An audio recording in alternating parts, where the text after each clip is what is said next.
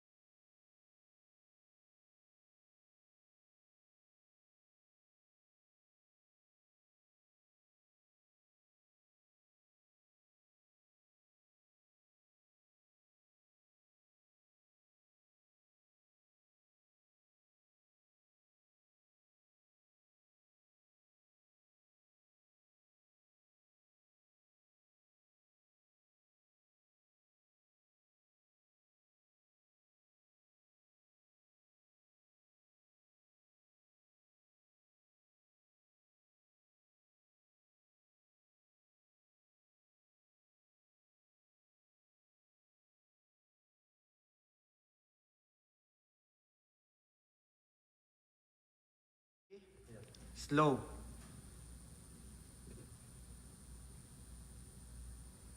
Dear valued participants, on behalf of Health, Safety and Environmental Department, ICC, we are thrilled to welcome you to our comprehensive first aid training campaign.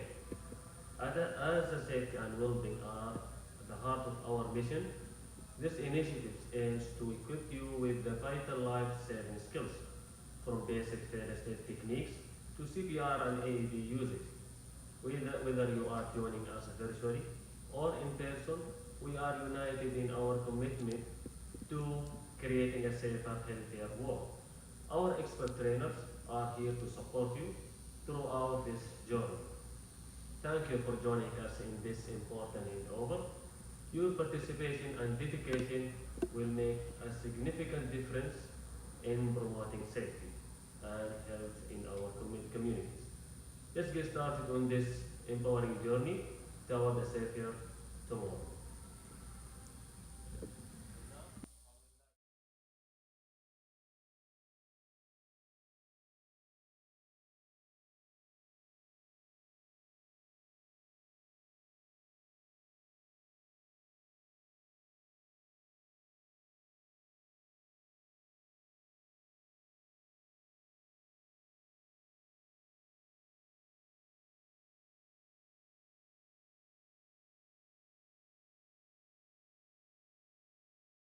This course all about.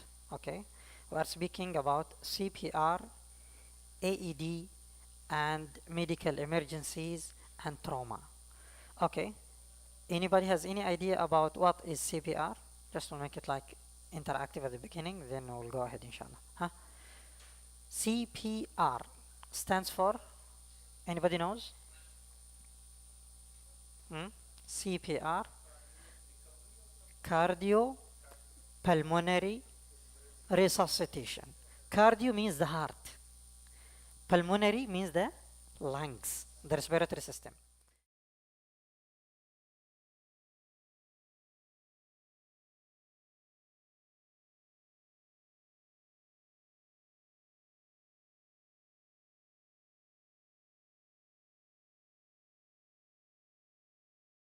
Our life depends on oxygen.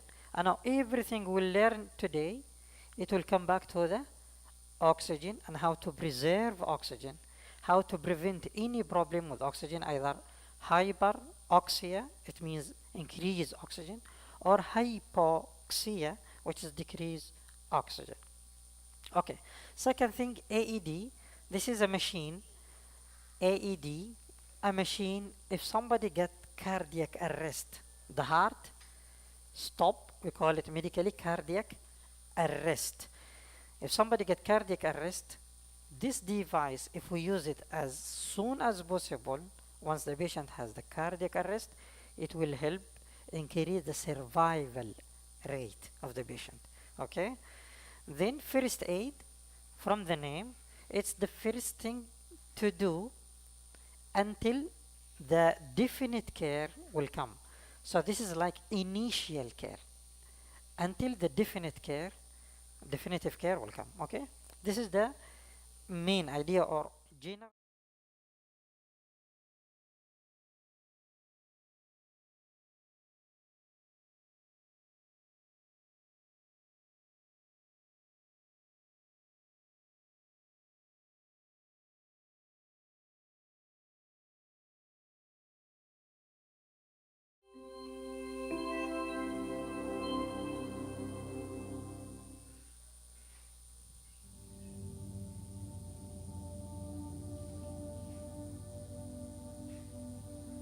It was early in my shift at the cafe, around 8:45 on a Monday morning, and I was still feeling tired and groggy. A customer ran up to the counter and asked, "Does anyone know CPR?" A man had collapsed outside on the patio. Suddenly, I was wide awake. I didn't have formal training in cardiopulmonary resuscitation, that's CPR, but I had learned some skills from the American Heart Association website and from scouting when I was a kid. At first, I was nervous, but there was no time to waste. Somebody needed help now. Outside, the adrenaline kicked in like a shot of espresso, and I knew exactly what to do. The customer had collapsed in a patio chair.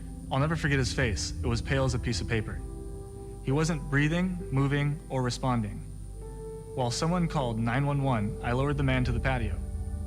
I remember thinking, I have someone in my arms who is dying, so I started CPR. I put both hands on the center of his chest and just started pushing, hard and fast.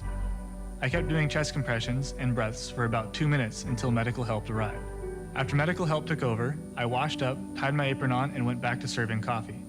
But for the rest of my shift, I wondered how that customer was doing. Later, I found out he was a 66-year-old man named Mike. He survived his cardiac arrest and is doing well. I also found out that most people who witness a cardiac arrest either don't know CPR or are afraid to do it.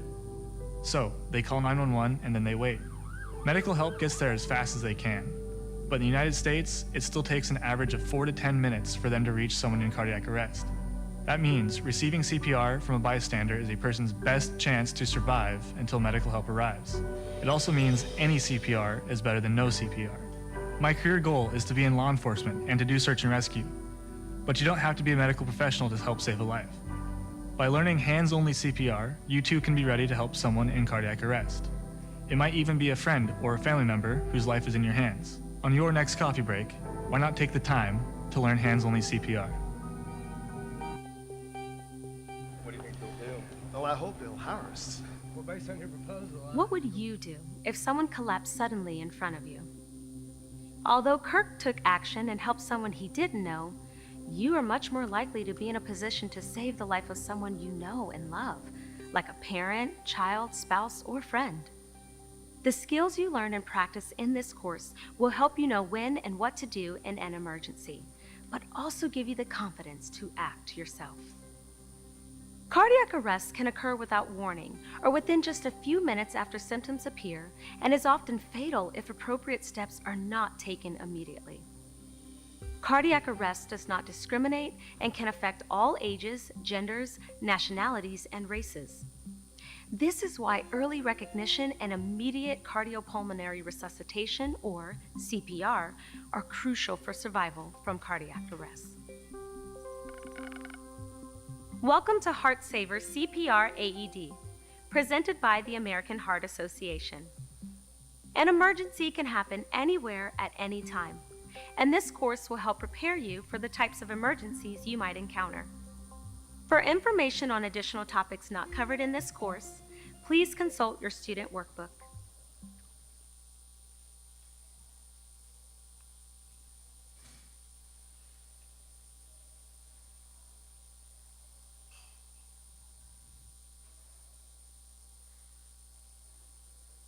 Okay. Any question about the video? Okay, what do you understand from the video? I want you to tell me. What do you got?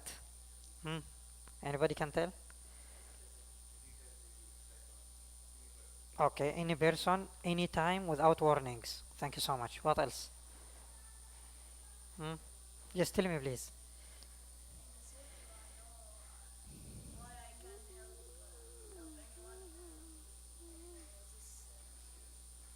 Okay, thank you. Good point.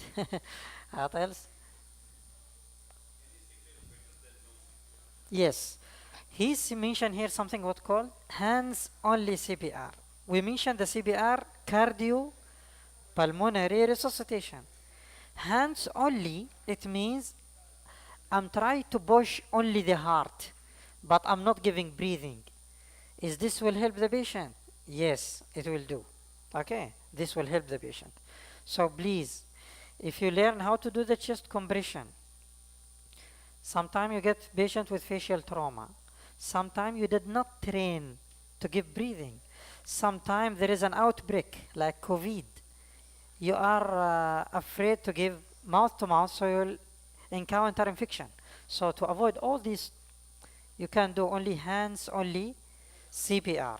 And this hand only CPR will help the patient very much. Why? Because usually when the patient collapses, still there is some oxygen in his blood. Once you do the CPR, the hands only, which is the compressions, what will happen? The oxygen still in the blood will go to the vital organ. At least it will survive a little bit until the help arrive. Okay? Good. Now, general, what to do if you found somebody collapsed? The first thing you saw, the patient was, or the man was collapsed on the chair.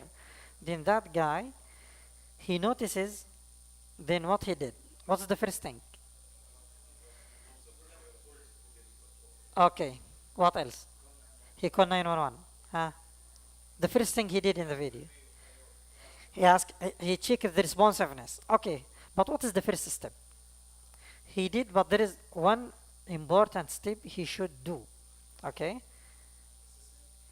Before the assessment, that's good point, but before the assessment? Okay, that's good point, but there is something before, which is very important for your safety and for the patient's safety. And always this is the golden rule. Sorry? Before that one. Okay, now listen. The most important step in helping any person to check scene safety, the place should be safe. Safe for whom? For you as a rescuer, for the victim. Okay? Before you go ahead, give example. Somebody lying on the ground. Then you come to help him. Then you found that snake come from under his body. Will you help him? You will not help. Why will not help? So scene safety is number one. So simply, if you can remove, this is the golden rule. If you can remove the danger, please remove it. Then go ahead. If you cannot remove the danger, we don't want two victims. One victim is enough. Please, at that time, call 911 and wait for the help. If you can remove the danger, remove it and go ahead. Sometime you find the victim on the ground and there is electrical cable beside him. So you are thinking what? Electrical shock. So maybe if you touch the patient, you will get shock. So you don't want to be shocked. So if you know the place very well and you know the main power, shut the power off. Then go and help the patient. Then power on if you would like. But if you don't know, is this the power for this electrical cable or not, please do not interfere. Last thing, or last example, if you have somebody drawn in a pool of water and you have certificate of swimming, will you help him? You have certificate that you are good swimmer. You will help him. What do you think? Huh? I will help. Anybody know? Why no?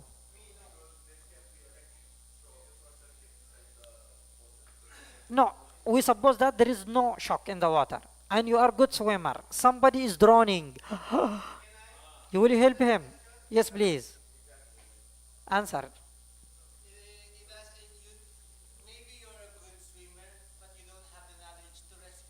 Thank you so much. This is the answer. You are good swimmer, but you are not good rescuer.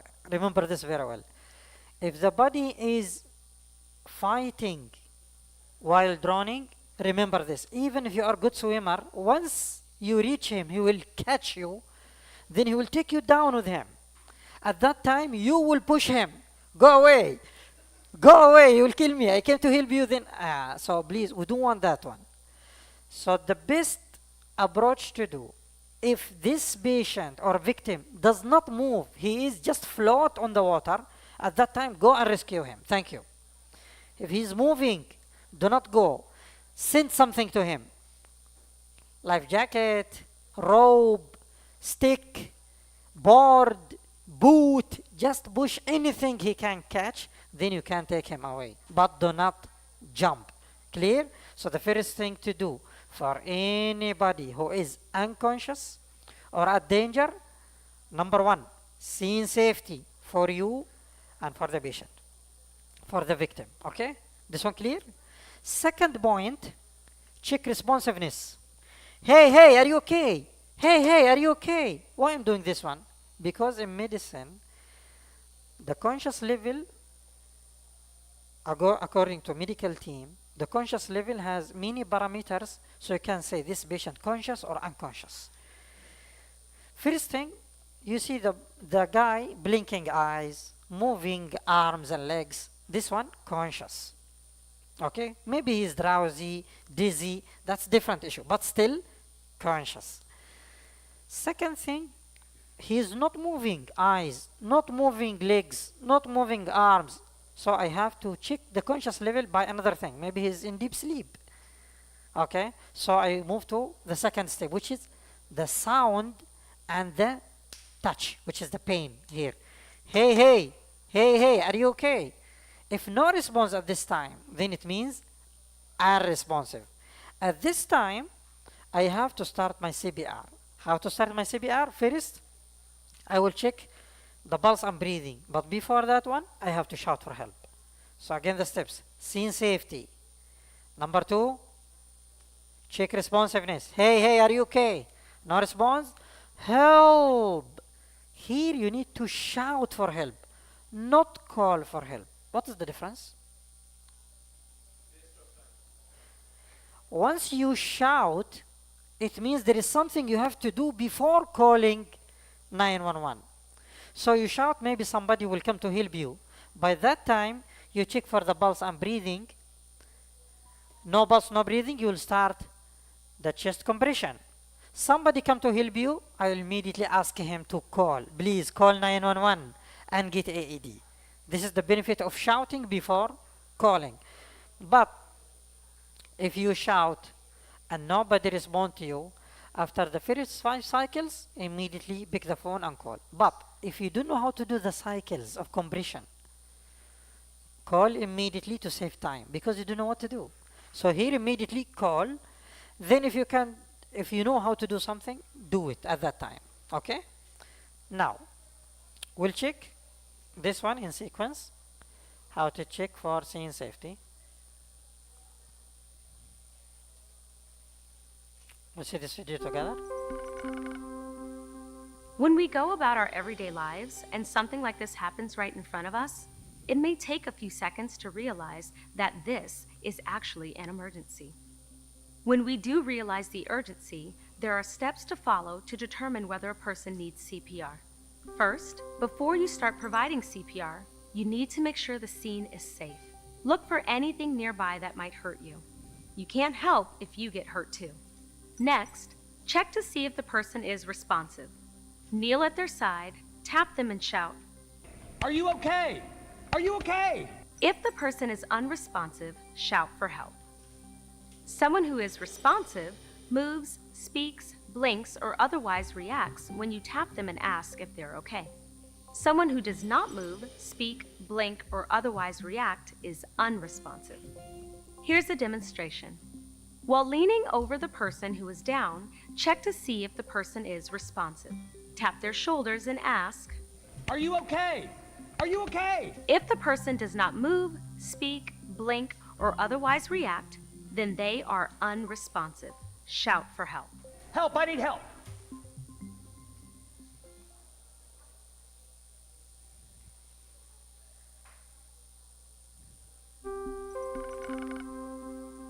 When we go about our everyday lives and something like this happens, Okay, clear this one, huh? Okay. Then how to check for the breathing.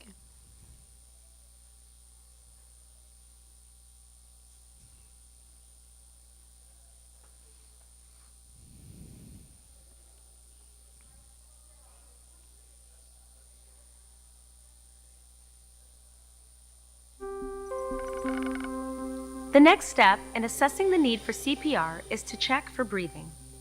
When the person is unresponsive, scan the chest for 5 seconds, but no more than 10 seconds, checking for breathing. If the person is not breathing normally or is only gasping, they need CPR. If a person is gasping, it usually looks like they're drawing air in very quickly. They may open their mouth and move their jaw, head, or neck. You might hear what are called agonal gasps in the first minutes after cardiac arrest. These gasps may appear forceful or weak, and some time may pass between gasps because they usually happen at a slow rate. The gasp may sound like a snort, snore, or groan. Gasping is not regular or normal breathing. It's a sign of cardiac arrest in someone who is unresponsive.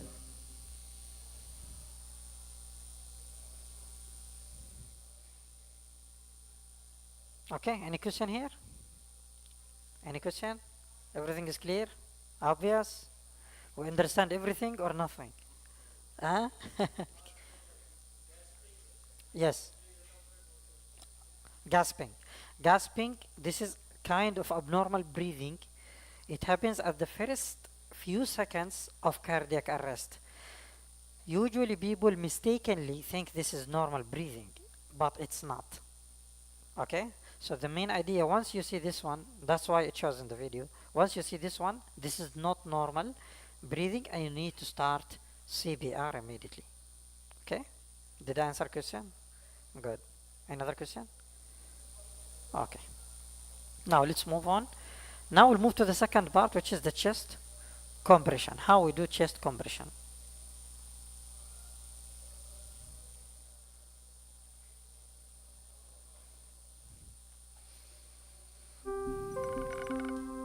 Now, let's talk about chest compressions and hands-only CPR. Bystanders who are not trained in CPR are encouraged to provide compression-only CPR, also called hands-only CPR, if they see a teen or an adult collapse. There are 2 simple steps to follow. Phone your local emergency response number and push hard and fast in the center of the chest. High-quality CPR requires 2 main skills: providing compressions and giving breaths. Compressions are the most important part of CPR. We'll go over compressions first, and then we'll talk about breaths. A chest compression is the act of pushing on the chest. When you push down correctly on the chest, you pump blood to the brain and other organs. To perform high-quality compressions, you need to do 4 things: provide compressions that are deep enough, provide compressions that are fast enough, allow the chest to return to its normal position after each compression, and don't interrupt compressions for more than 10 seconds. We're going to demonstrate chest compressions and then give you a chance to practice. When providing compressions, you're acting like the heart because in a cardiac arrest, it's not beating correctly on its own. By providing compressions, you're pumping blood to the brain and other vital organs, keeping them alive until advanced help arrives and the heart can begin beating on its own. You need to push hard, to a depth of at least 2 inches or 5 centimeters, and push fast, at a rate of 100 to 120 compressions per minute. Let's watch this demonstration. Then you'll get to practice. To provide chest compressions, first move the person to a firm, flat surface. Quickly move bulky clothes out of the way. If the person's clothes are difficult to remove, you can still provide compressions over their clothing. If an AED becomes available, remove all clothes that cover the chest. AED pads must not be placed over any clothing. It may seem awkward or uncomfortable removing someone's clothing, especially if you don't know them, but it's a necessary step to make sure the AED pads make direct contact with the skin. Remember, Good Samaritan laws protect people acting in good faith, so fear of legal repercussions shouldn't be a reason to not provide CPR.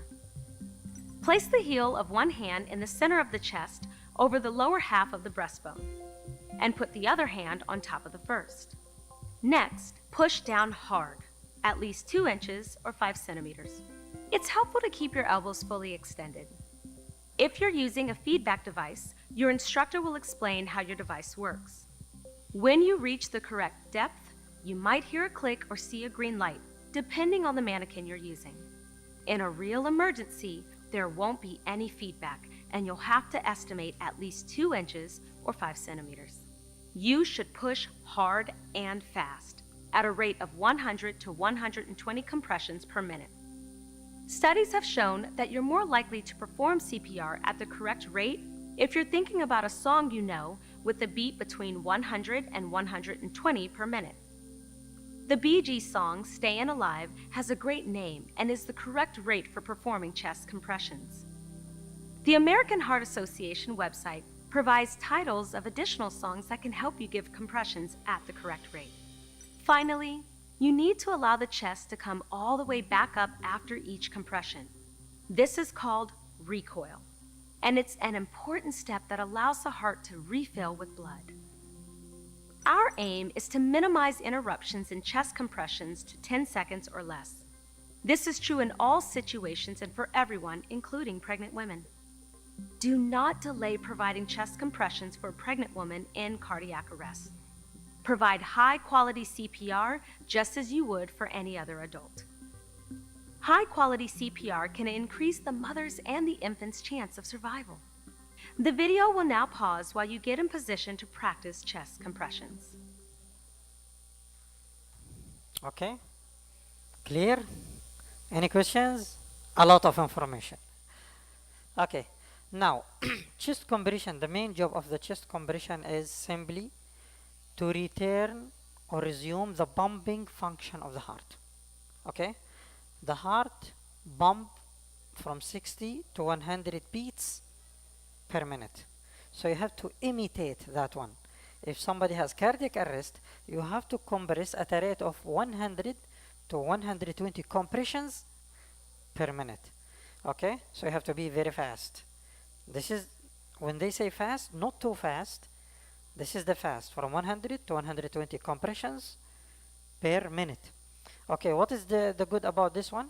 It will maintain the perfusion of the blood to the vital organs. Now let me ask you, the heart pumping blood for all the organs. So who will pump the blood to the heart himself or itself? You get the question? It's a closed loop. The heart itself. So if you delay the compression, what will happen? The first organ will be affected, the heart itself. If the heart get affected, it will become stubborn, not responding. Then if you come do whatever you do, it will be stuff. Like, very hard to respond to you. I don't want. Do whatever you want, I don't want. Medications, shocks, nothing will work. Since you do it as early as possible, still there is viable cells, live cells still there. So it will respond to your compression, get perfused very well, then the heart get high chance of survival. Okay?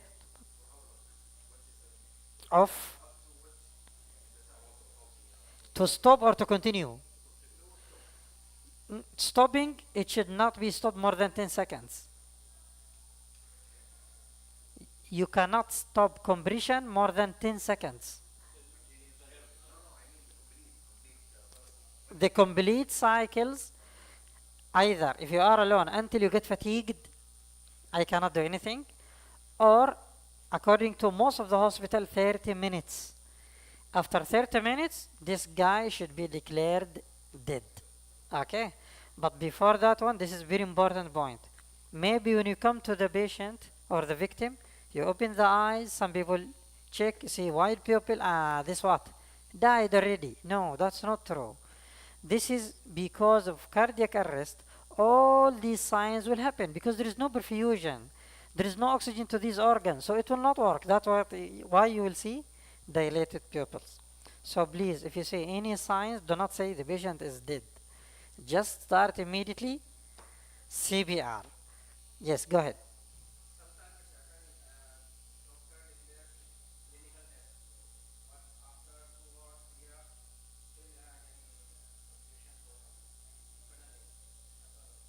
Sometimes, but this is, since it's what can I say, unlikely to happen usually, you are not blamed if something happen if you stop within 30 minutes. The main idea, 30 minutes, this is the most of the people will not survive more than 30 minutes, and in some hospitals 45 minutes. But if this guy survived for 2 hours or after 2 hours he woke up, this is considered like seldom or rare. So you are not accounted for the rare cases. What is common? The people will ask you for the common. Nobody will ask you for the rare because this is rare. So, okay, any question? Other questions? Okay, one important fact he mentioned in the video, if you found somebody unresponsive and you decided to do CPR, the most important thing to do it right way, and the patient should be on firm firm surface. Sometimes you find the patient unresponsive but on the bed. Then you start compressing, but honestly you are not compressing, you are pushing under the sponge of the bed. Then it will come back to you, so you are not doing anything. So yes, flat, firm, okay, flat and firm. So either you bring board, usually in the hospital we have it under the bed. We can take that board, insert under the patient back, then start chest compression. Do not start chest compression because the patient will not benefit anything unless it's right and on hard or firm surface. If you don't have that board, take the patient to the ground, kneel down and start chest compression. Clear? Yes. Yes. Same like other. The only one difference with pregnancy, usually in pregnancy, the cardiac output, which is the pumping of the heart, will increase because the volume of blood increased. Two human beings in one. Okay? So the volume of the blood will increase. That will increase the cardiac output. So once you come for the compression, the place of the compression, the site, same. The only difference, because of the gravid uterus, especially in the late pregnancy, the big uterus or the big abdomen of the lady compressing the biggest vein in the body called inferior vena cava. So what you should do, this vena cava passing through the right side of the body. So only one thing you do, you push her abdomen to the left side. Then do your job. Everything will be fine. Okay? This is the only thing about the pregnancy. Others, same. And we'll, inshallah, we'll give time for practice outside, inshallah. Any other question? Same, but the difference how to use the hands, it will not be like two hands like what it did here. Usually with the infant, we'll use 2 fingers. We'll compress with 2 fingers. If you cannot do with 2 fingers, you can use 2 thumbs. Okay? Then in the practice, inshallah, we'll learn this all in detail. But the main idea, same. If you are alone, you will give 30 compressions, 2 breaths, 30 compressions, 2 breaths. Okay? But if you have somebody to help, this will be some differences will come. Like if child or infant, you need and somebody come to help you, the rate will be changed. 15 compressions and 2 breaths. 15 compressions, 2 breaths. Okay? Why? Because usually children and infant, their cardiac arrest, not because they have cardiac disease. Usually their heart is very nice, but they have respiratory problem mainly. Okay? That respiratory problem causing cardiac arrest. Okay? Another question? Same thing. No response, and we said the responsive, eye blinking, okay, arms and legs moving. Any sounds coming out, he's shouting, crying, saying anything, that means still conscious. Maybe you'll feel like he's sleepy, drowsy, it's fine, but still conscious. If no response at all, even if you touch him, even if you shout, this is unresponsive, means unconscious. You need to intervene immediately. First to shout for help, then assess the pulse and breathing, then start the CPR. But this sequence, inshallah, we'll do it after the theoretical lecture. Any question up to here? Clear? Yes, please. Yes.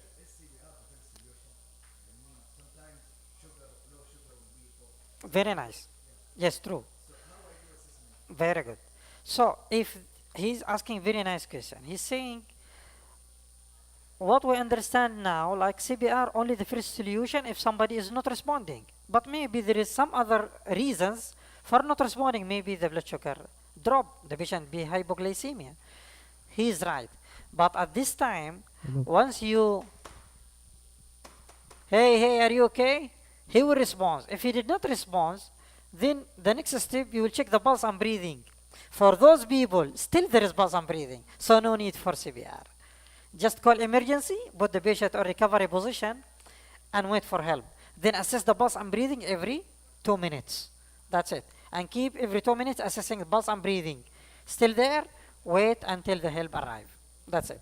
But if you know definitely, and we'll come to it in the medical emergencies, if you know it definitely, this guy has diabetes, but you don't know, he is now unresponsive because hyperglycemia or hypoglycemia, I don't know, but I'm sure this is diabetic patient. What should you do at this time? Give sugar immediately, because hypoglycemia will kill the patient, but hyperglycemia will not do anything for the patient. So give sugar.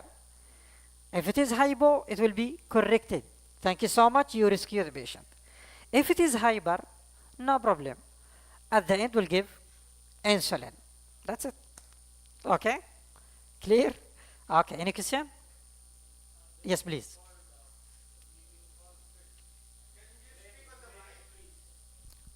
I cannot hear you. Yes, please. There is one condition called brain freeze. Brain freeze, okay? Yes. So what should we give as a? Yeah, what do you mean by brain freeze? Brain freeze. Fits? Okay, this will come to it in medical emergency. I don't want to, I will go with the steps, then we'll see the video and explain everything in detail. I will come to this, I promise. If I forget, remind me. Other question? You have question? Okay. Okay, let's move on.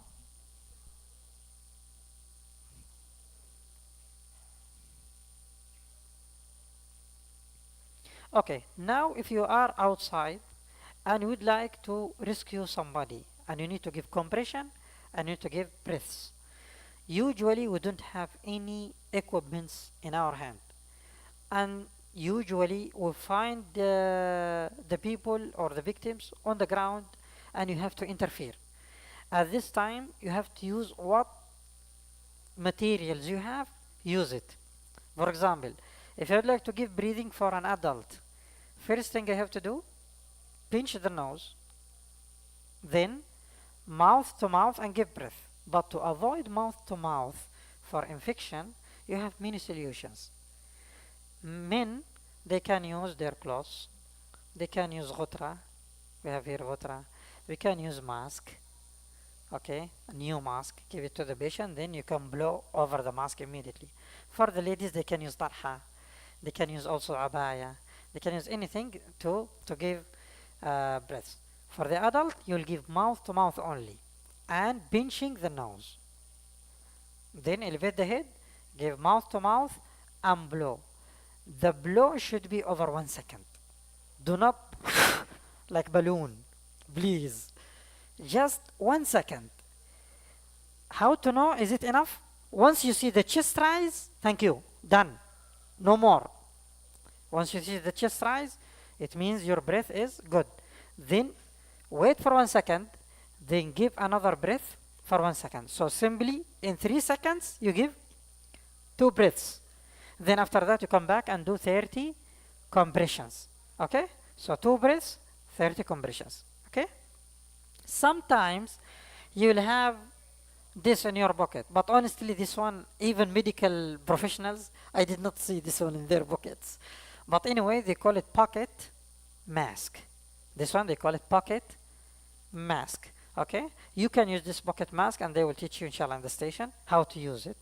You can use this pocket mask to minimize the risk of infection in comparison to mouth. Okay, any questions? Sure. Okay, let's move. Any question? Same place, same thing. But there is one thing I have to mention here. Usually for the men, children and younger women or girls, just from nipple to nipple, like imaginary line, then your hand, this part of your hand should be in this imaginary line. This is the nipples. Okay, it will touch this area. Then I'll give the compression at this place. But this place in big breasted woman or larger woman, I cannot know this one. It will not help. Sometimes the breast is coming down too big. You cannot assess this unequal. So what you will do, simply you will take this little finger and put it on the umbilicus, navel, and the second one on the suprasternal notch. Then you attach the two thumbs together. Then you go down. This area is where you have to put your hand and compress. Clear? Yeah, no, with this one. The heel. No, I mean the compression with the heel. But the imaginary line should touch here. So my hand will be here. This is the line here. It will make tangential with my hypothenar, okay? This area. But if nipple, I cannot assess because unequal size, big breast, whatever. I will put one in the umbilicus or navel, second one in the suprasternal notch, then attach the two thumbs together, then go down, take your hand and put it immediately here. This is the place. Clear? Okay? Okay. Okay, now last thing is how to use the AED. Also they will explain outside, but simply I will give main points about the AED. AED is called automated external defibrillator. Automated, not automatic. It means, what is the difference between automated and automatic? Any idea? Automatic, automated. Who's speaking? Automated program. Okay, what automatic? What about automatic? A reaction. Any other answer? Okay. Automatic, it will function by itself from A to Z. No need for your intervention. But automated, it's programmed. But at some point, it needs your intervention. Like when you operate, you power on. Then it will give you some instructions. You will follow that prompts. Then at some point, it will ask you, clear, do not touch the patient. We need to analyze. So you have to follow. Then it will ask you to shock the button, to deliver shock for the patient. So at some point, the shock will not be delivered until you click. So this is what we call automated. It will do some job and waiting for you to complete the other job. Okay? But automatic, no need for you. It will work completely by itself. Clear? Okay. Now we'll move to another topic, which is choking. This is very common.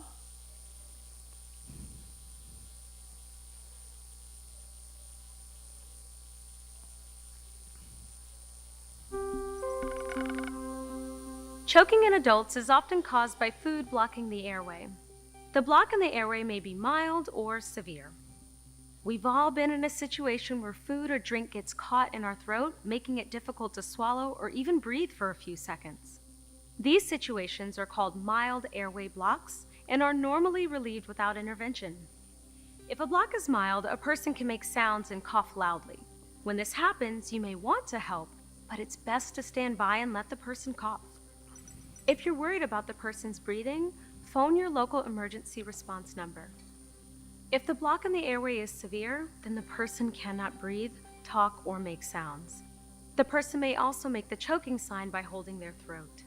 If this happens, you need to act right away to try to clear the airway.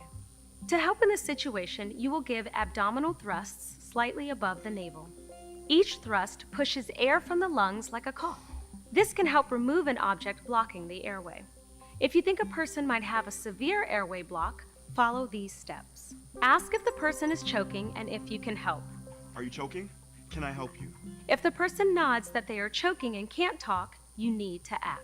You'll need to give thrusts slightly above the navel.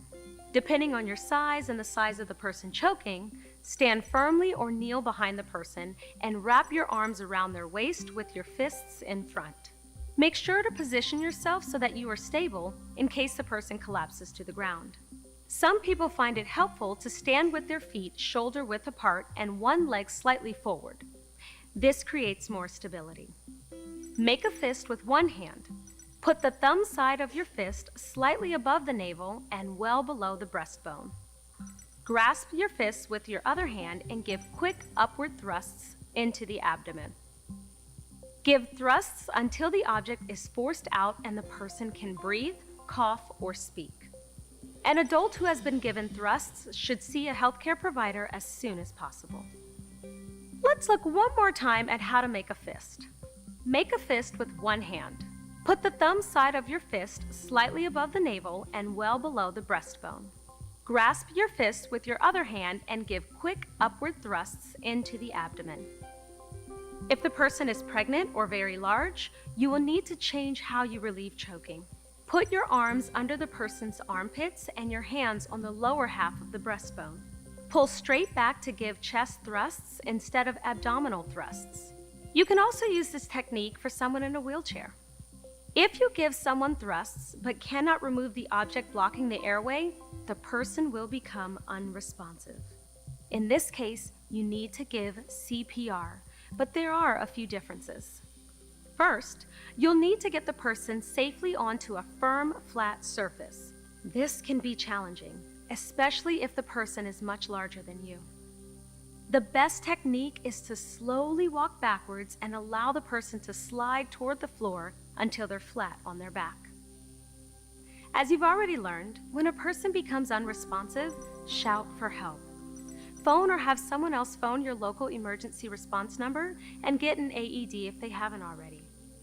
Put the phone on speaker mode so that you can talk to the dispatcher. Provide CPR starting with compressions.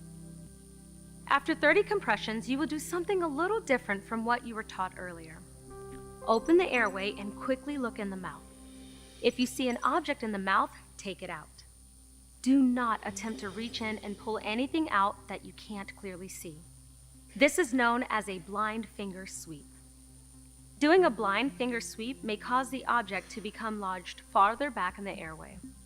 Remember, you want to minimize interruptions in compressions to no more than 10 seconds. After checking the mouth, give 2 breaths. Keep repeating the sets of 30 compressions and 2 breaths. Each time you open the airway to give breaths, look for the object in the back of the throat if you haven't already found it. Continue CPR until the person speaks, breathes, or moves, or until someone with more advanced training arrives and takes over.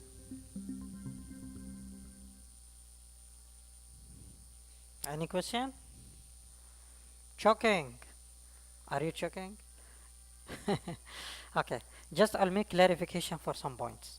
Choking, 2 types: partial obstruction of the airway and complete obstruction of the airway. Partial and total. Do not wait for the patient to do the universal sign or become bluish in color. No, just simply 2 things. The patient can speak or can cough. This is partial. Cannot speak or cannot cough. This is total. If the patient partial obstruction, I mean can speak, can cough, no need for your intervention. Only ask the patient to cough. Thank you so much. And wait for him. Either the object comes out or the obstruction become complete or total. If become total, immediately, if he is adult, you will come behind the patient immediately. Okay? Then first thing to do, locate the umbilicus. Locate the umbilicus, the navel. Okay?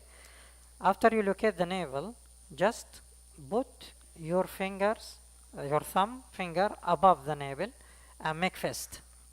Okay? Then with your other hand above, then push backward, upward, backward, upward. For how long? You'll keep repeating this for how long?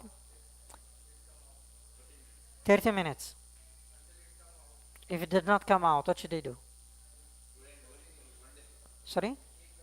Keep continue until. 1 second, huh? He's good, huh? Okay, you will continue. Either the object will be out or the patient become unresponsive. He will lose his consciousness. At this time, lower the patient to the ground and do all the steps again. Scene safe. Hey, are you okay? Help. Check the pulse and breathing. No pulse, no breathing. Start CPR. The only difference the time you will come to give 2 breaths, before giving breaths, look in the mouth. If you see the obstructing object and you can remove it, please remove it. If you cannot remove it, do not do blind finger sweep. Please, no. Because at this time, maybe you will advance the object and kill the patient as soon as possible. Please be aware, okay? We are here to help. If you can help, thank you. If you cannot, wait until advanced care will come. Clear? Any question? Okay. What if the choking happened to a child? Same steps. Child, when you say child, it means from above 1 year up to puberty. This is called child. Less than 1 year, infant. Okay? So this is adult, child, and infant. For the child, same thing. The only thing, if the child is very small, maybe you'll take him above a table, above a bed, above the chair, and you do the same maneuver. Or you can kneel down behind the patient and do all the steps. Okay? But if he is infant, it has different approach. Anybody knows? Please come in here. Come in here. Take. Okay, what else? That's it? Okay, any ideas? Huh? Ideas? Come in, please. Come in here.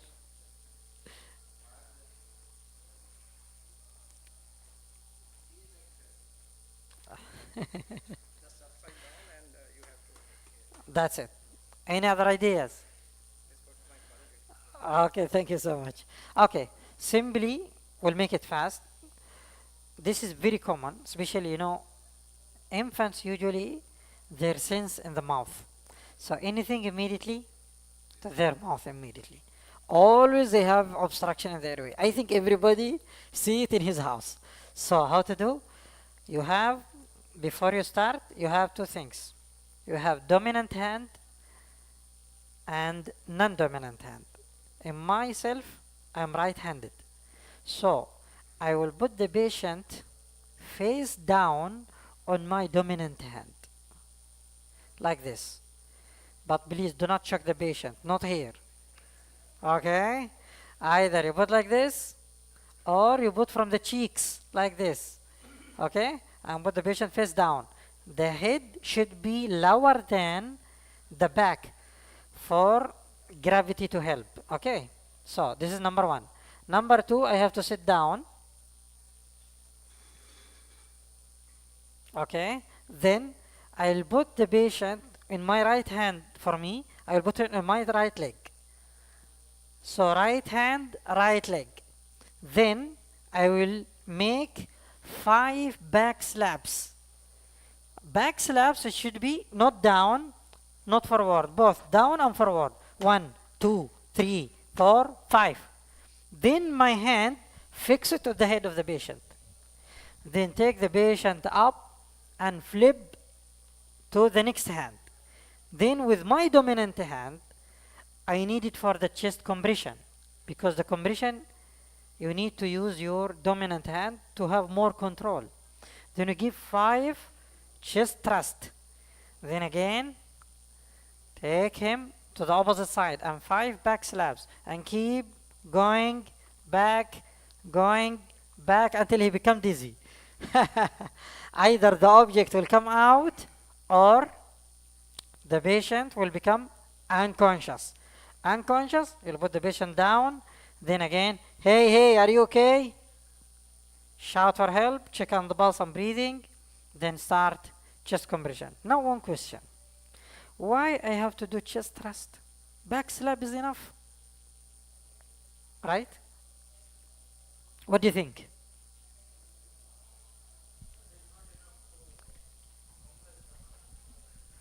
It's enough, but sometimes the object will not be easy. It will, it will corner in one place. So it will not be easy to come out with back slap. So once you do the chest thrust, what are you doing? You are increasing the intrathoracic pressure. Yeah, yeah.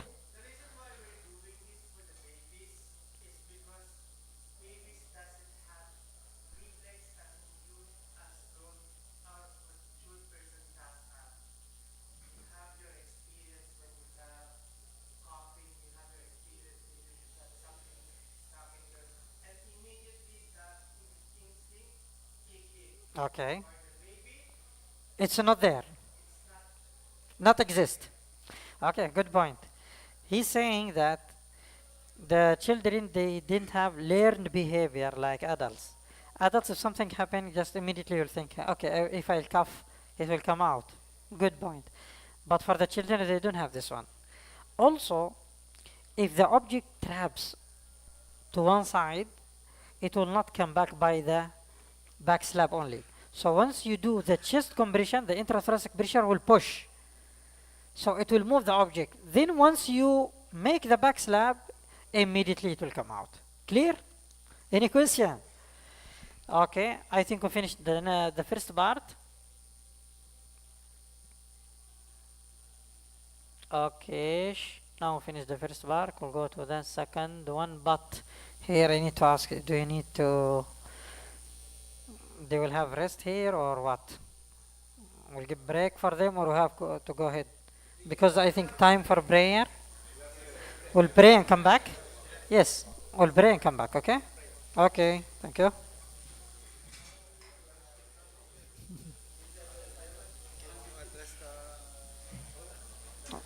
Yeah.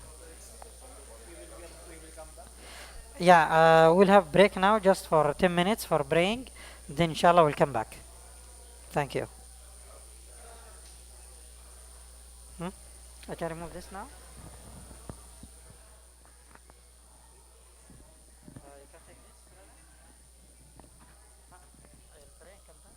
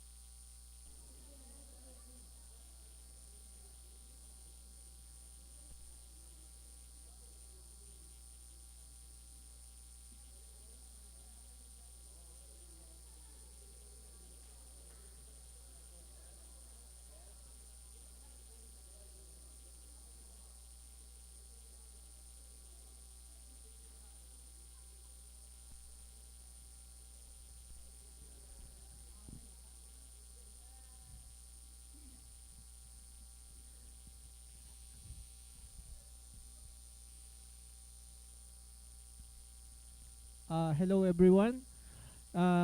We are now the people around here are going to take their break and they will do the prayer. Thank you.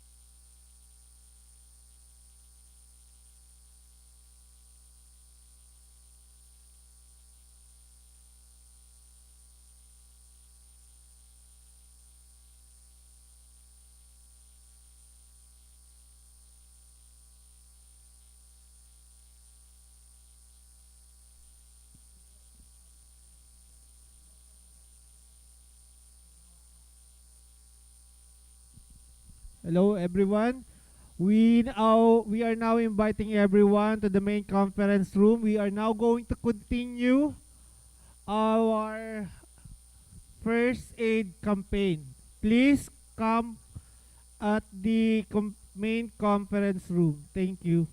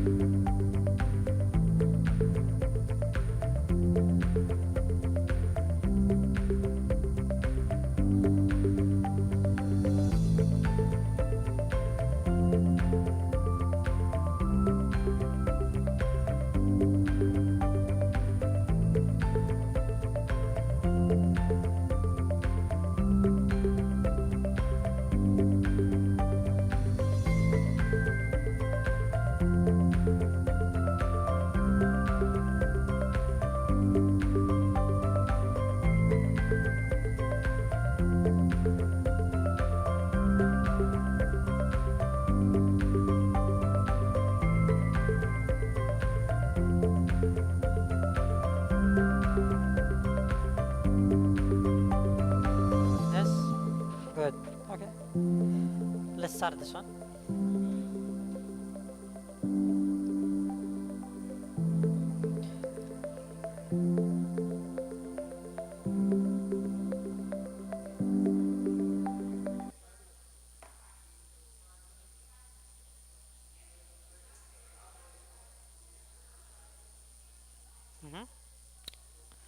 I can go ahead.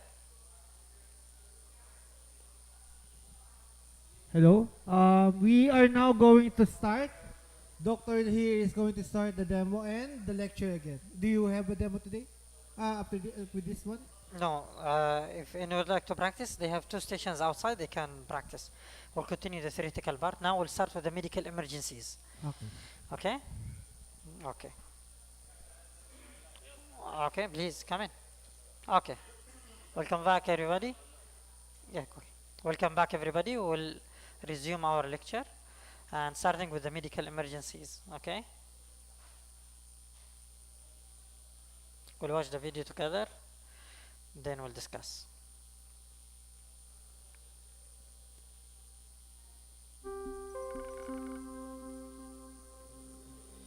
You can tell if someone is having trouble breathing if the person is breathing very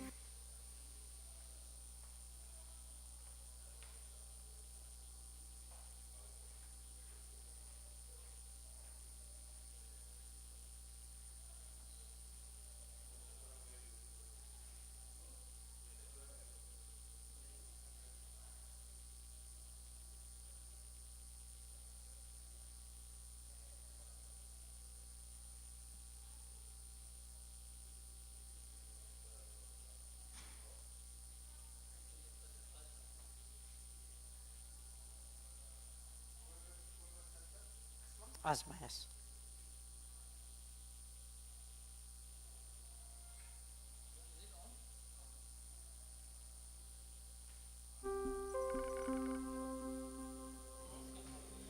You can tell if someone is having trouble breathing if the person is breathing very fast or very slowly, is having trouble with every breath, has noisy breathing, you hear a sound or whistle as air enters or leaves the lungs, or can only make sounds or speak no more than a few words at a time in between breaths, even though the person is trying to say more. People with a medical condition such as asthma usually know about it. They often carry an inhaler, which is a device that contains medicine that can help them breathe easier within minutes of using it. Most people who have asthma are familiar with their inhaler and will not require any help in using it. However, at times, the person can have such a hard time breathing that they need help using their inhaler. So, it's important to be familiar with how inhalers work. There are different types of inhalers available, but the most common one is a metered dose inhaler, or MDI. Here are the steps to take in using this type of inhaler, just in case you end up needing to help someone. First, remove the cap and shake the inhaler well. Have the person breathe out all the way. Place the mouthpiece of the inhaler between their teeth and have them seal their lips around it. As they start to breathe in slowly, press down on the canister 1 time. Have them breathe in as slowly and as deeply as they can for about 5 seconds. Count to 10 to allow the medicine to reach the airways of the lungs. Repeat the steps above for each puff indicated on the inhaler, generally 2 puffs total. Replace the cap on the inhaler. Inhalers may also come with a separate apparatus called a spacer or chamber, which is an oval plastic container that attaches to the mouthpiece of the inhaler. If the person's inhaler has a spacer, attach it to the mouthpiece of the inhaler after shaking, but before having the person breathe out all the way. If the person is having a hard time breathing and has no medicine, does not get better after using the medicine, has worse breathing or trouble speaking, or becomes unresponsive, you will need to phone your local emergency response number and wait with the person until help arrives. Be prepared to give CPR and send someone to get an AED if the person becomes unresponsive while waiting for help to arrive.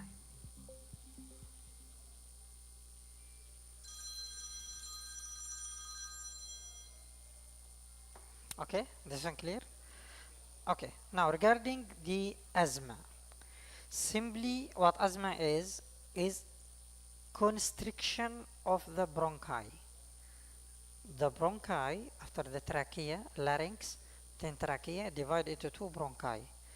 These bronchi get irritated either by pollens, by dust, any other source of inhalants. It will become very constricted and sometimes a lot of mucus inside. What will happen here? The airway will be very narrow, so the patient will feel difficulty of expiration. The difficulty, he can inhale, but exhaling is very difficult. At this time, you will check the patient. If he has medicine, immediately hand him the medicine. Usually they know how to use it. If not, simply how to use it, take the puff and make it upside down. The base should be up. Okay? Then you put in the mouth of the patient and squeeze. First squeeze, then inhale from your mouth. Okay?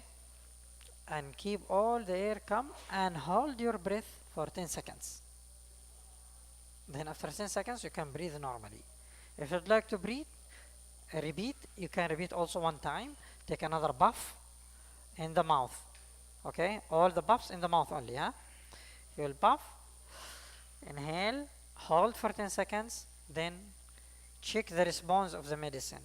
If the patient improves and become normally, fine. Make it easy and go for the daily life without any problems. If the breathing still difficult or the case deteriorate or become worse, immediately shift the patient to the emergency department. Maybe he need advanced medications to solve his problem. Clear?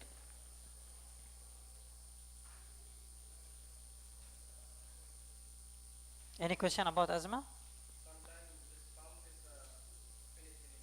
If it is finished, not working for any reason, the patient is not improving, either because of logistics, no medicines, whatever the reason, or you use the medicine but the patient did not improve. At this time, immediately you have to shift the patient to the emergency department. Okay? Yes. Yes.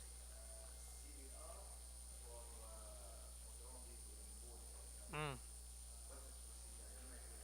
Same thing. Don't care about water. Do the CPR as it is. During compression, the intrathoracic pressure, it will release a little bit of the water ingested inside. And will give breath normally and keep compressing. Do not think about the water and stop CPR. Because CPR, it will, inshallah, survive the patient. But stopping CPR to make the water out, it will not help the patient. So simply, in all first aid course, remember this point. Any patient unconscious, do not think anything except CPR. CPR, CPR, CPR. Then, when they reach the hospital, they will do suctioning for the water, they will do drainage, they will do anything. But for you, if the patient has no breathing, no pulse, start immediately CPR. Okay? If there is pulse but no breathing, we'll do something called rescue breathing. CPR but only breathing. Not C, which is the cardio, no need. Pulmonary resuscitation immediately. Okay, and that one, if you would like, you can practice in the station outside after finish. Any questions here? Okay, for the choking, we finished already. We practiced the choking. Now, allergic reaction, this is very common. A medical emergency. We need to... Okay, we'll watch the video and discuss after the video, okay? Allergies are quite common, but a severe allergic reaction can quickly turn into a medical emergency. Symptoms of a mild allergic reaction are stuffy nose, sneezing, itching around the eyes, itchy skin, or a rash. However, some reactions that seem mild at first can become severe within minutes. A number of things can cause a severe allergic reaction, including eggs, peanuts, chocolate, some medications, and insect bites and stings, especially bee stings. The signs of a severe allergic reaction are trouble breathing, swelling of the tongue and face, and signs of shock. An epinephrine autoinjector is a prescribed device that has a dose of medicine in it. The autoinjector will help a person with a severe allergic reaction breathe more easily. If a person has an epinephrine autoinjector, they will generally know how and when to use it. If the person needs help administering an epinephrine injection for which they have a prescription, Good Samaritan laws allow for you to help, providing you act in good faith. Now, let's watch a demonstration of a person administering an epinephrine injection to someone else. First, make sure the scene is safe. Phone or send someone to phone your local emergency response number and get the first aid kit and the AED. To use the epinephrine pen, follow the instructions on the pen and make sure you are holding the pen correctly. Hold the pen in your fist without touching either end because the needle comes out of one end. Press the tip of the injector hard against the side of the person's thigh, about halfway between the hip and the knee. Give the injection through clothes or on bare skin. The leg should remain still while the needle is in place. Pull the pen straight out, making sure you don't put your fingers over the end that has been pressed against the person's thigh. Either the person getting the injection or the person giving the injection should rub the injection spot for about 10 seconds. Note the time of the injection and give the pen to paramedics for proper disposal. If the person doesn't get better and there is a delay of greater than 5 to 10 minutes for advance help to arrive, consider giving a second dose if available. Allergic reactions. Very common, deadly, it come everywhere, anytime. Allergic reactions, he mentioned here in the video just a little points. Honestly, it can come from chemicals. Okay, sometimes from some birds for some people. Some people get it from cold water. Some people get it from hot water. Some people get it from bees. If get any sting, he will be allergic reaction.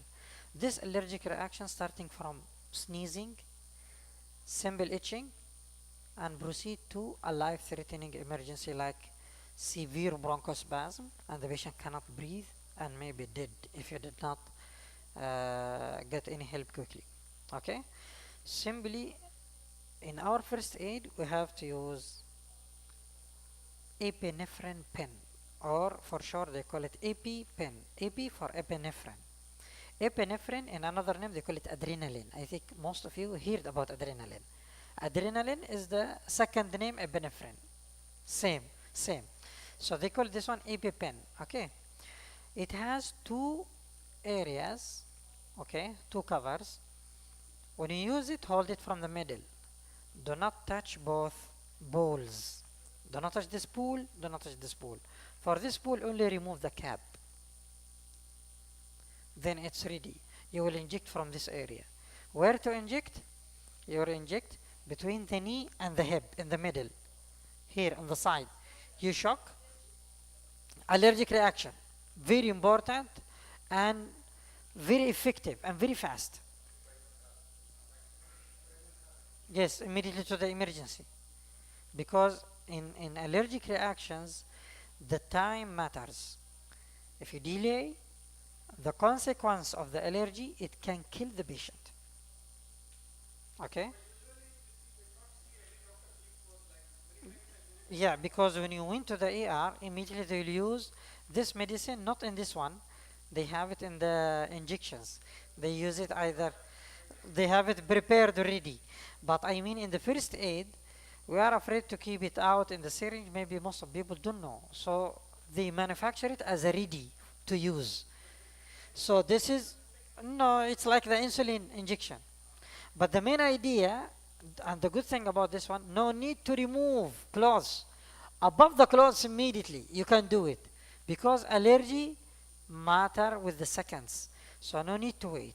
Immediately between the knees and the hip, in the middle and the outer side of the thigh, either this side or this side from outside. Then you immediately, like 90 degree, then crush and hold it for 10 seconds. Then once you remove it vertically. Do not remove it like this or bend it. Immediately, same line. Once you remove it, massage the area for 10 seconds also. Then wait for 10 minutes. So you click, no need to press. Immediately once you click, it will press by itself. Okay? So you will hear the click. Keep holding it for 10 seconds. Then remove it vertically and rub it for 10 seconds. Then wait for 10 minutes. No response, give another injection. Okay? No response, take him to the emergency immediately. Clear? Emergency. You have to try. No, to try only. Do not try more. Do not give him more overdose and he will not benefit from the medicine. Take him to the emergency. Maybe he need more advanced medications. Okay, like cortisone or whatever. Clear?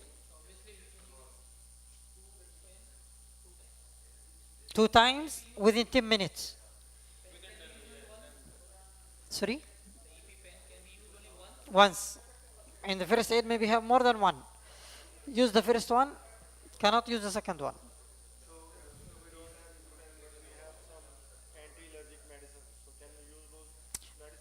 IV? Oral? No, go to emergency. Oral, it needs at least 30 minutes to 1 hour to work. It will take time. So if you give him, maybe he will develop more serious complications before that medicine start to act. So please immediately, once you have allergic reaction or somebody with allergic reaction, do not try oral medicines. If you have EpiPen, use it immediately. If you don't have, and if you are a healthcare professional or have some experience, use the injections. Otherwise, immediately to the emergency room.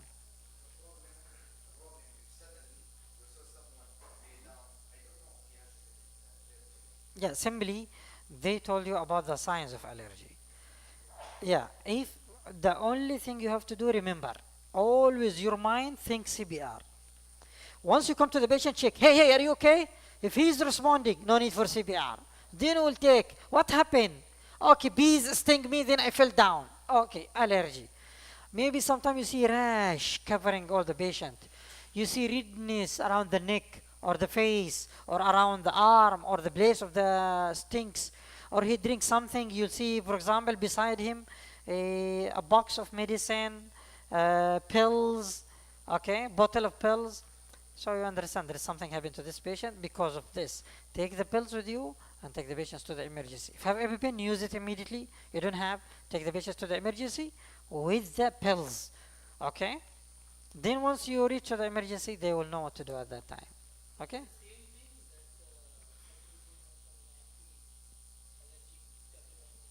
Mm, it's the same, but the time. Once you use it oral, it needs to be degraded in the body. Then it will go to the liver for metabolism.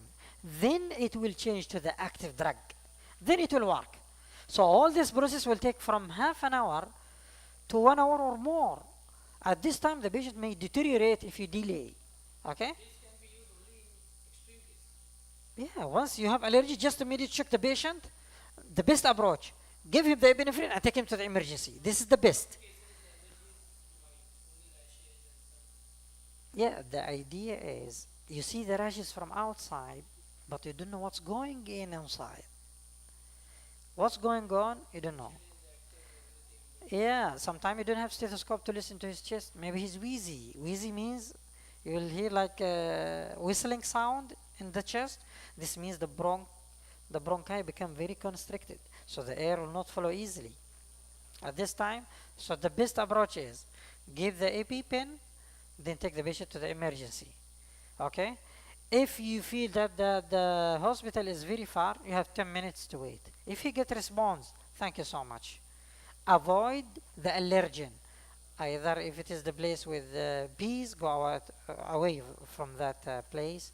If it's medicine, stop that medicine and record it in the file of the patient. This medicine should not be taken. If it is food like eggs, chicken, whatever, record it so you will avoid it later on. Okay, you will not repeat, and then the allergy maybe at that time will be very dangerous. Okay, so simply put, give the injection. If the hospital near you, this is the emergency, then take him to the emergency. So if there is anything needed, they can interfere immediately. If it is far from you, wait for 10 minutes, then use it again. If there is no response. If there is a response, fine. No response, use it again and initiate the transfer better. and try to call either the ambulance or anybody to take you to the hospital as soon as possible. Clear? Good.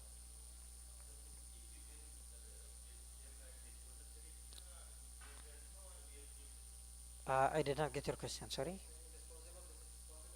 Yeah, yeah. This is one time use. Yeah, but in the first aid kit, you'll have a lot of this one.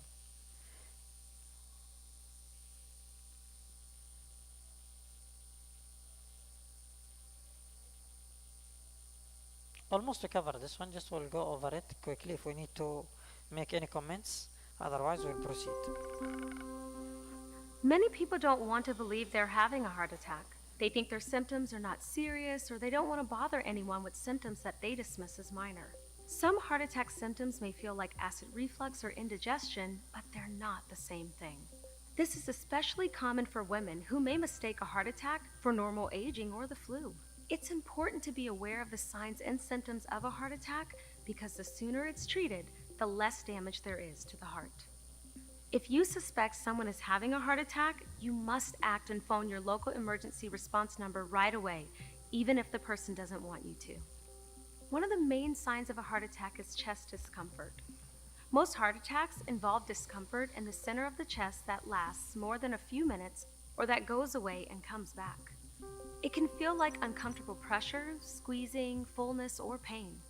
Discomfort may also appear in other areas of the upper body. Symptoms can include pain or discomfort in one or both arms, the back, neck, jaw, or stomach. Other signs of a heart attack include shortness of breath with or without chest discomfort, breaking out in a cold sweat, nausea, or lightheadedness. But what about the difference between a heart attack and cardiac arrest? We often hear these two terms used as if they're the same, but they're not. When a person is in cardiac arrest, they need CPR immediately. When a person has a heart attack, their heart is still beating and they need a different kind of help. If someone has signs of a possible heart attack, do the following. Make sure the person stays calm and rests. Phone your local emergency response number first so that help can arrive quickly. Ask someone to get the first aid kit and an AED. Once the first aid kit arrives, if the person has no allergy to aspirin, no serious bleeding, and no signs of a stroke, have the person chew and swallow 1 adult or 2 low-dose aspirins. If the person becomes unresponsive, be prepared to provide CPR and use the AED. Remember that during a heart attack, giving aspirin appropriately can make a big difference in the person's quality of recovery. Heart attack. Have you heard of it? What's heart attack? Heart attack? Sorry?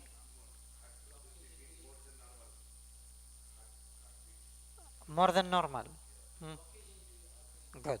Heart attack mainly due to blockade of one main arteries of the heart. It means the oxygen will not reach the heart very well. So part of the heart muscle will start dying. This is the main idea of heart attack. Usually people think if it is heart attack, the patient will experience shortness of breath and chest pain. Please remember, this is uncommon. The common one is he will tell you, I feel something heavy on my chest. This is the most common. Okay, but the pain is not common. Usually people thinking about pain. Listen, women above 70 will not experience pain, usually. Diabetic patient, okay, they will not have pain. Because usually diabetic patient, they have problem in the microvasculature. The small vessels in the body has problems. These small vessels, when get a problem, what will happen? It will affect the nerves. So usually the nerves responsible for the sensation. It will affect the sensation. So many of those patients may have the pain or chest discomfort, maybe they don't have it. Okay? But we have to look for other signs. So any signs like gastric pain, I feel just like burning sensation here. Do not please interpret it. Think it's heart first until proven otherwise. If you rule out the danger of heart problems, then think whatever it is. GERD, gastroesophageal reflux, it is like acidity, whatever it is, it's fine. Later on you can manage it. But if it is heart and you are delaying, this is life-threatening issue. Please. Very good. Not the only solution. There is many solutions, but in the first aid kit, mainly there is aspirin. But you have to ask 3 main questions before giving aspirin.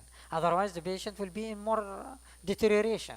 Number 1, if this patient have stroke, you know stroke? Stroke, problem in the brain, so maybe half of the body cannot be moved. Paralysis of the half of the body. This is, you call it stroke. Jalta, دماغية, سكتة دماغية. Okay. So, if this patient have a stroke, maybe this is stroke because stroke 2 types. Maybe ischemia, it means there is clot. Maybe hemorrhage, there is bleeding. So if there is bleeding and you give aspirin, what will happen? He will bleed more, he will die. So before you give aspirin, the first question, is this patient having stroke? So how can you ask about stroke? We'll come to that one. In stroke, we have something called FAST. FAST, you look for the F, means the face. You will see half of the face moving and the other half is not moving. Like, okay? And this one is moving normally. When he smile, this one normal smile, but this one will come down. This is the first sign. Second one, A. A means arm. Ask the patient to close his eyes and move his arms up. Then the side of the hemiplegia or the paralysis, it will drop. Like I ask him, he open his eyes, he'll elevate, then close his eyes, one will drop. This drop with the face, and A is the arm. Then S, speech. His speech will be different. He'll be like slurred speech.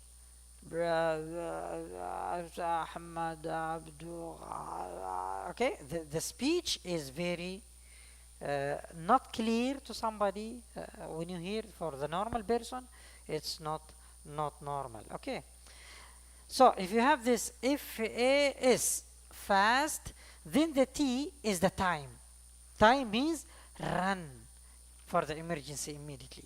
Do not wait. Call emergency, let him take the patient, because if the patient reach in the 3 hours, they can remove the clot, if it is clot, and he will become normally again. If you delay, something, maybe a complication will happen to him. No, can be on the right side also. Second one is the patient has any GI bleeding. Any GI bleeding with the patient. Any GI bleeding. Like this patient have gastritis, has gastric ulcer, has vomiting of blood. In this case, you will not give aspirin, because if you give aspirin, you will provoke the problem. You will make more complications. Number 3, if he has allergy to aspirin, as we said, allergic reaction. Some people has allergy. If he has allergy, do not give. Okay, if the patient has one of these 3, I cannot give aspirin. If there is GI problem or allergy to aspirin, I can give Plavix. But if I have it, we call it clopidogrel. If it is available, give it. If it is not available, send the patient immediately, even if you give it to the ER, emergency. You will give Plavix. But if you do not have Plavix, send the patient immediately to the ER. Even if you give Plavix or aspirin, take him to the ER. But this will make a huge difference. Okay, because it will prevent more clots, more complications. Any questions? Clear, huh? Okay.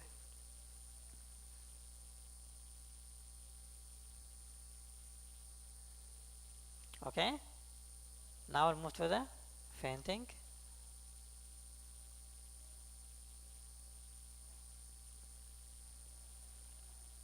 Please, once you have question, interact immediately. You can Fainting stop may me at any occur time. when someone stands without moving for a long time, especially if it's hot, has a heart condition, suddenly stands after squatting or bending down, or receives bad news. Fainting is when a person briefly stops responding, usually less than a minute, and then seems fine. This is usually caused by not enough blood going to the brain, causing a loss of consciousness. A person will usually get dizzy before fainting. If you need to give first aid for a person who is dizzy but still responds, help the person sit or lie flat on the floor. Don't let them get up too quickly, and ask them to put their head between their knees if they're sitting. There are also some movements a person can do that will help prevent fainting. If a person is lying down, have them cross one leg over the other and tense their leg, abdominal, and buttocks muscles. You can also have them lower their body into a squatting position and tense their abdominal muscles. If someone faints, make sure the person is on their back. Make sure the person is breathing and has no injuries. If the person stays unresponsive for more than 1 minute, you'll need to phone your local emergency response number. If you suspect a head, neck, or spine injury, don't move the injured person. If the person faints and then starts to respond, make sure they don't get up too quickly to avoid fainting again. If the person fell and injuries occurred, give first aid, including phoning your local emergency response number if appropriate. If the person stops breathing at any point, phone your local emergency response number and begin CPR. Obvious, huh? Clear. Any questions about fainting? Okay, the only thing I need to remind here, sometime before fainting, the victim or the patient will call for some help. How to help him? You'll come from the back of this patient, put your arms under his shoulder, then kneel him down to the ground and let him lie on the ground. This is the most important thing to know. Or you find him is dizzy, he about to fall, hold him and lower him to the ground.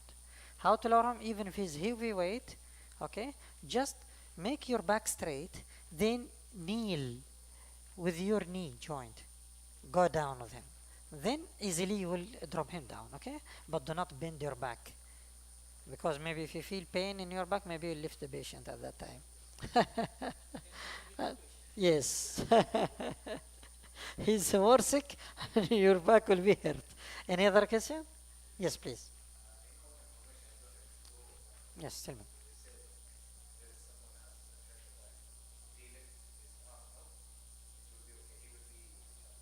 No, not true. No, not true. No, no, not true. Not true. Not true at all. Forget it. Please forget it. Yes. Regarding what? Yeah, once you cough, what will happen? You mean the heart attack will be relieved? What are you talking about? Heart attack? If you cough more, the heart attack will be relieved. No, not true. Not at all. Forget it. Forget it. Yeah. Because once the process in the artery is started, you cannot stop it with coughing. You need some strong medicines to hold it. And sometimes strong medicine will not do anything. You need intervention to remove the clot. That's the aspirin. Yes. What do you mean by danger? He said dangerous to do it? Ginger, ginger, okay. But honestly, it will not work like aspirin. Aspirin has a lot of studies, very clear, and we know exactly where it will go. For the ginger, it will liquefy the blood. It will help like aspirin in some ways.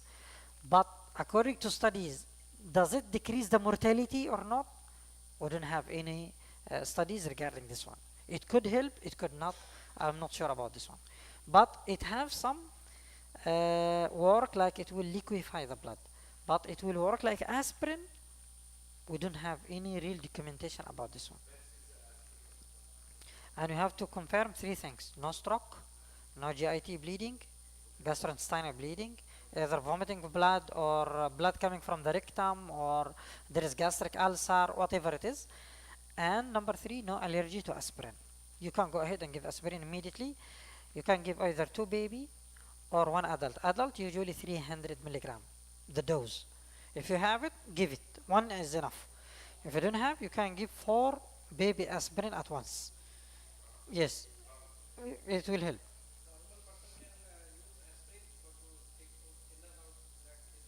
No, no need. If he is normal, why he need it? What do you mean by thick?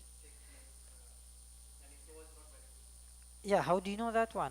Is he having any other issues, medical issues, necessitate that one, or no? Yes, simply you cannot take since there is no clear indication. If there is indication, go ahead. Yeah, there is indication, go ahead. No indication, no need. Indication, it means there is medical necessity, told you you have to use it. Then go ahead for that one.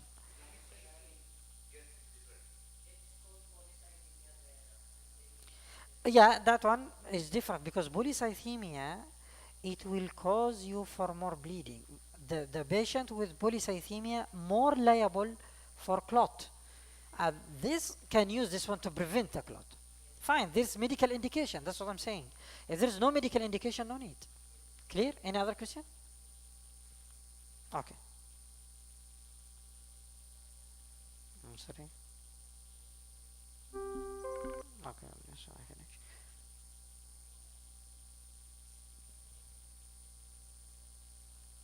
Okay, diabetes. Almost to speak about, but just a review, inshallah.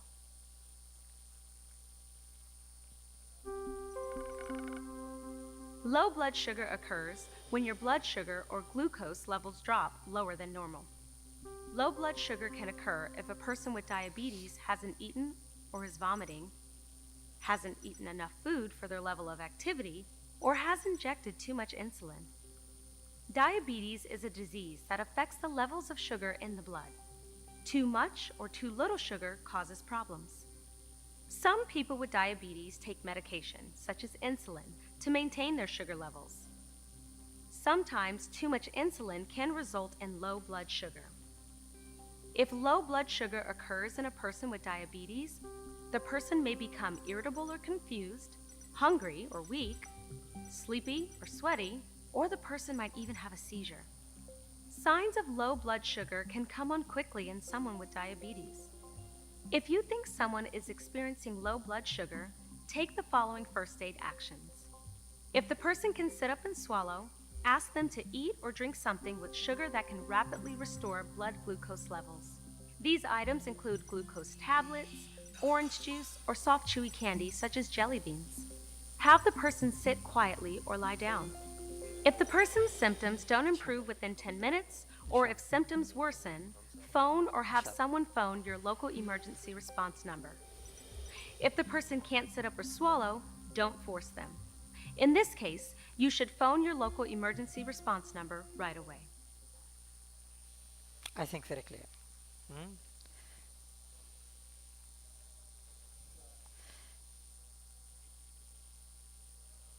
Stroke, we speak about it. Seizure. I think somebody asked me, but he's not here now. Anyway, I will, because seizure is very important.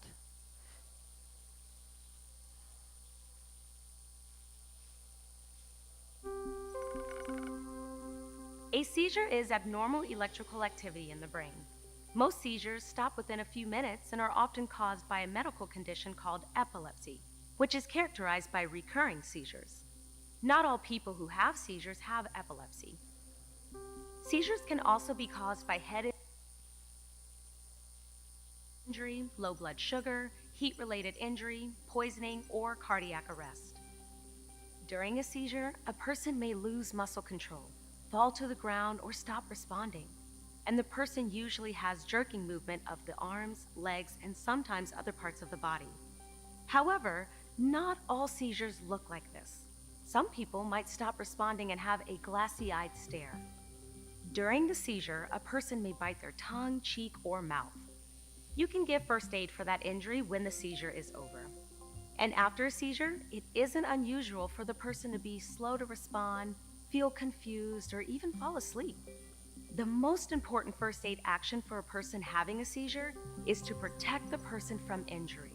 Move furniture or other objects out of the way, and place something soft like a towel or jacket under the person's head. Contrary to myths you may have heard, if someone is having a seizure, you should never hold them down or put something in their mouth. Then, phone your local emergency response number if any of the following is true. The person has never had a seizure before. The person has difficulty breathing or waking after the seizure. The seizure lasts longer than 5 minutes. The person has another seizure soon after the first one.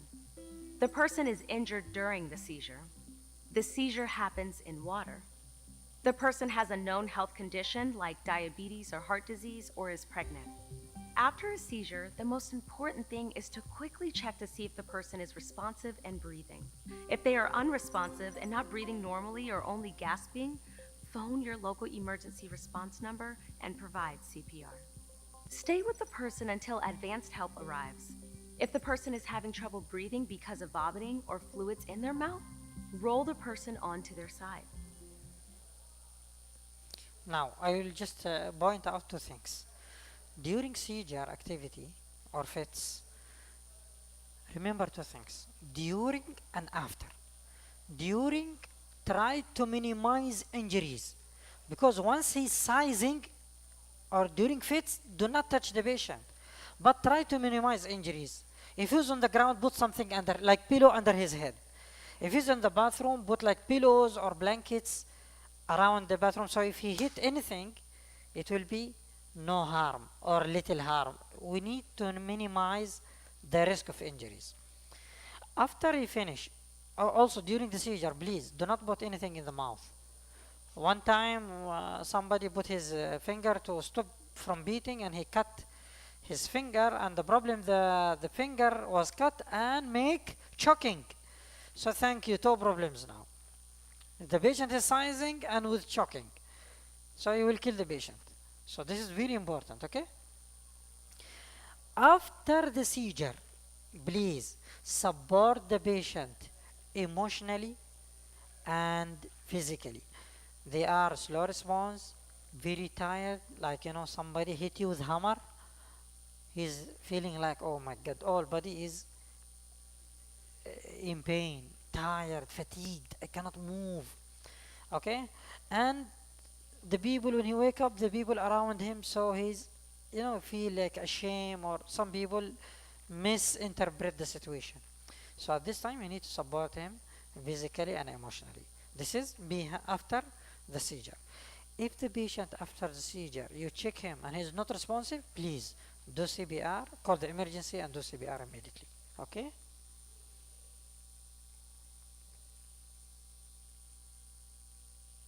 Okay. Now finish the medical emergencies. Now we'll go to the trauma. First we'll start with the external bleeding. But this is too much video or too long. Just I'll try to minimize it. A seizure is abnormal electrical activity in the brain.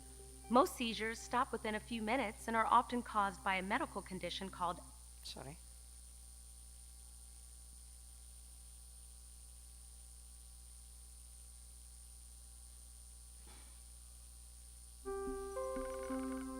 In this part of the course, you'll learn about external bleeding.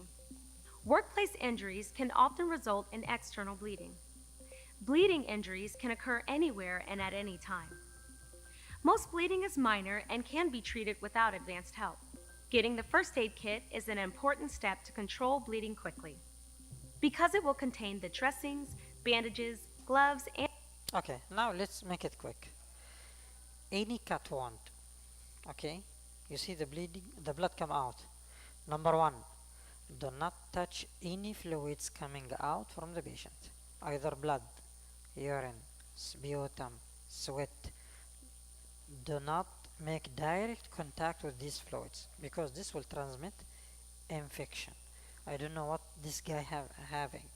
So he'll transmit all that infection to you. So, first of all, if he has bleeding, bring the first aid kit, open the gauze, hand him one and ask him to apply by himself. Then you wear your gloves. Then you take more gauze and cover that wound. If it stops the bleeding, thank you so much. If it does not, put more gauze, then put a bandage. If it's bandage controlled, fine. If not, make tourniquet above the wound. The wound is here, make the tourniquet here. Okay? And make the tourniquet very tight so it will stop the bleeding. Then immediately shift the patient to the emergency room. Clear? This is generally with all external bleeding. If this external bleeding has also fracture, you will see the fracture. If the hand deformed, okay, you'll see this is a fracture. If it is deformed and the bone going outside, this open fracture. With the open fracture, do not do anything. Just make bandage and send the patient to the emergency room immediately. They will do something called reduction. They will pull out this part, then it will make alignment of the bones, then they will make x-ray and make a slab for the patient, back slab, or maybe just a cast. Then they'll send the patient for OBD for reviewing. This is simply how to deal with the external bleeding, just to have time. Okay, shock, this is the internal bleeding.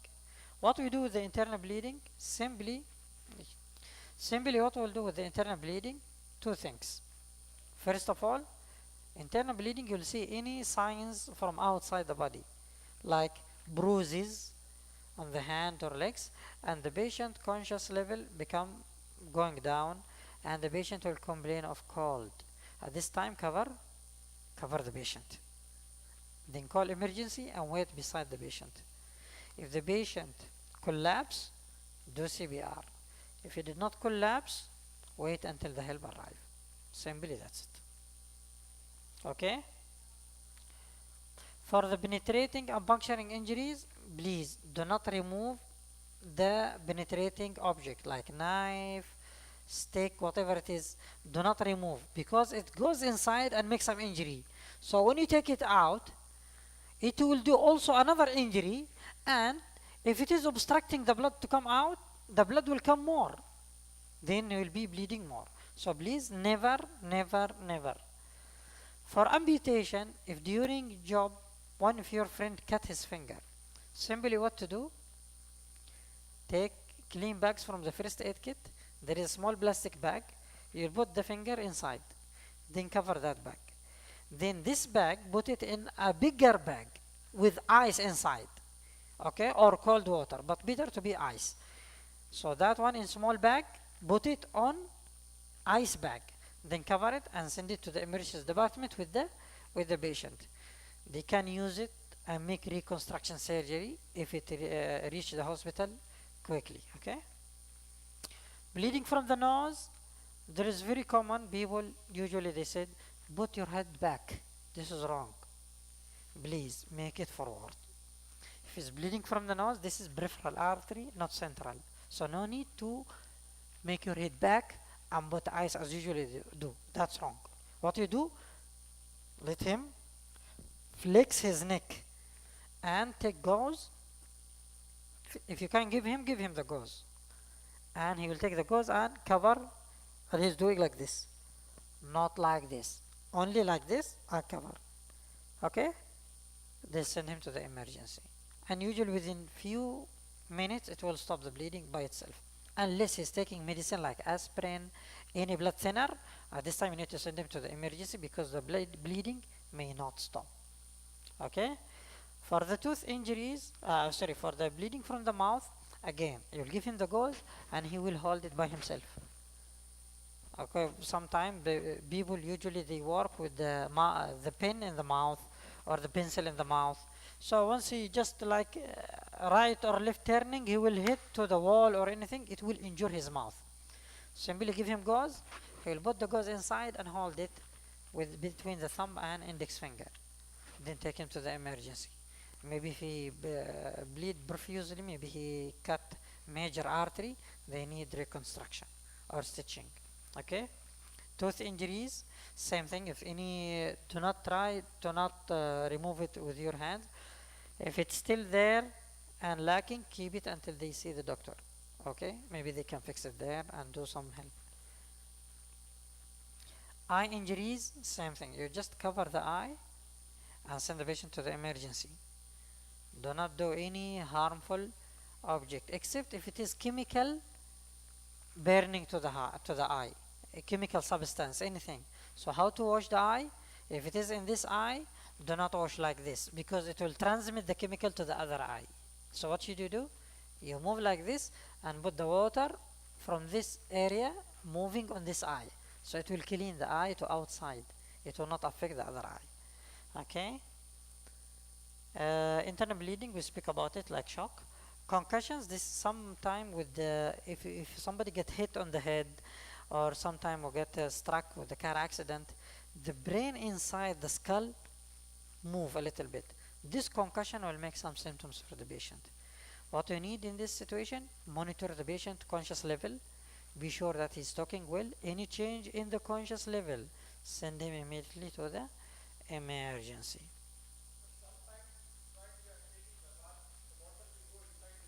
No problem, because there is air drum, it's closing the area, so it will come and go out. No, at all, at all.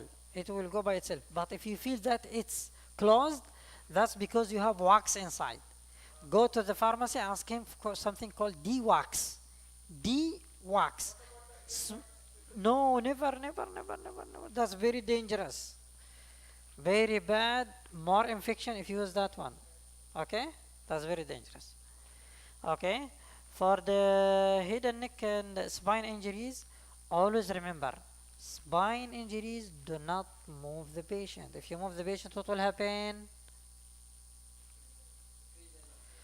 Paralysis in the forelimbs, especially if it is neck and the cervical spine, and you move the head or you flex more, what will happen? Paralysis. Even if you'd like to give breathing, try to use some maneuver we call jaw thrust. So you will, the jaw will move forward only without moving the head, and we can give breathing through that one. This need more courses for this one to learn it very well. Okay. And here is splinting for the if there is a bone after reduction, you will do splinting for that one. But this is a special situation, and they said according to me they will do course for you in detail how to do this one practically. Burns, you have to remember two things. If the patient on fire now, the fire going on, ask the patient to lie down, roll on the floor, then you tap over him. If he's running, stop him from running, because once he's running, the oxygen will come with the air, the fire will become more. So stop, roll, okay? Stop and roll, forth and back, then everything will be fine. Okay? If the burn already done, it's there. If it is grade 1, which is only the skin, you'll see redness of the skin. Simply put it under the water, okay? Tap water, and open the tap water, keep it cooling for 20 to 30 minutes. And then take him to the emergency. Okay? If it is second degree, you'll see bumps. If it is bump, please, the water, do not make it come over the bump because it will rupture. If it rupture, it will cause decreased volume of the blood and the patient will be hypotensive. So make it come up, then it will come above the bump. But it will come from above, then on the bump, not directly on the bump. Okay? If it is third degree, it means it reaches the bone and tissues. At this time, no need for using water. Immediately just cover it, okay? Send the patient to the emergency, they will clean it there and they will give the proper medication. Okay? Electrical injuries, this should be taken. The first thing after electrical injury, you have to check for the pulse and breathing, because most of the people after electrical injury they'll get what? Cardiac arrest. So you have to check this one. If cardiac arrest, start CPR. That's it for today. The other related, just related to the bites and stings, we mentioned it in the allergy section. The heat and cold related emergency, simply if it is heat, cool the patient. If it is cold, warm the patient. Simply this is the general idea. Any questions? Welcome. Done. Finished. Yes. Welcome. Okay. I hope you enjoy the course, inshallah. Okay. Thank you. Thank you so much. Okay. Okay. Okay. Thank you. Welcome. Thank you. The ones who are watching on YouTube, this is the end of our discussion with, may I know your name again, sir? Dr. Naif. Mr. Yes. Dr. Naif. Thank you. Huh?